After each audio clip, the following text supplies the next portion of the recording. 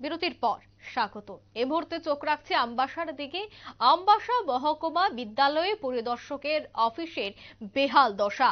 অফিসের ব্যাপক অংশ জুড়ে ফাটল সৃষ্টি হয়েছে। যে কোনো মুহূর্তে ঘটে যেতে পারে বিরাট আকারের দুর্ঘটনা।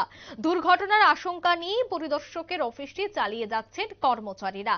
দেখা গেছে বিল্ডিং এর তৈরিতে ব্যবহার হয়নি লিন্টন, অর্থাৎ যে সমস্ত প্রযুক্তি ব্যবহার করে বিল্ডিং তৈরি করতে হয় সে সমস্ত প্রযুক্তি ব্যবহার করা হয়নি বলে অভিযোগ। তাই ফাটলের সৃষ্টি হয়েছে। ঝড় বাদলের সময় আরো ভয়ঙ্কর আকার ধারণ করবে এবং যে কোনো সময় একটা বড়সড় দুর্ঘটনা ঘটতে পারে বলেই আশঙ্কা করছেন কর্মচারীরা। পরিদর্শকের বিল্ডিংটি নিয়ে দৃষ্টি আকর্ষণ করা হচ্ছে রাজ্যের শিক্ষা দপ্তরের সচিব থেকে শুরু করে শিক্ষামন্ত্রী তথা মুখ্যমন্ত্রী ডক্টর মানিক সাহাকেও। সেই বিষয় নিয়ে সংশ্লিষ্টরা কি বলছেন শোনাবো।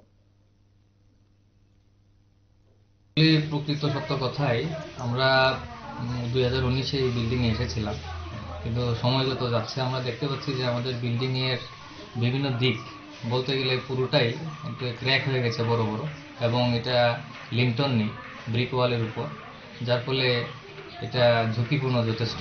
তো এটা উপলব্ধি করতে পেরে আমি বেশ কয়েকবার ডিপার্টমেন্টকে চিঠি দিয়েছি, আমার হায়ার অথরিটি যারা রয়েছে ওনাদেরকে আমি অবগত করেছি।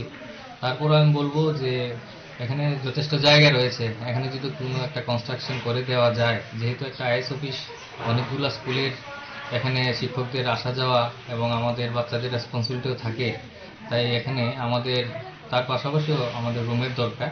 তো এই পরিস্থিতিতে বিশেষ করে আমাদের এই অফিসটা যদি একটু পুনর্গঠন হয় বা এই যে অবস্থায় রয়েছে এর থেকে আমরা যদি কোনোভাবে বিকল্প হিসেবে কিছু পেতাম, বলা প্রাসঙ্গিকভাবে বলা যায় আমাদের যে আমবাসা মিউনিসিপ্যালিটিটা রয়েছে এটা কিন্তু একসময় ডিস্ট্রিক্ট এডুকেশন অফিস ছিল।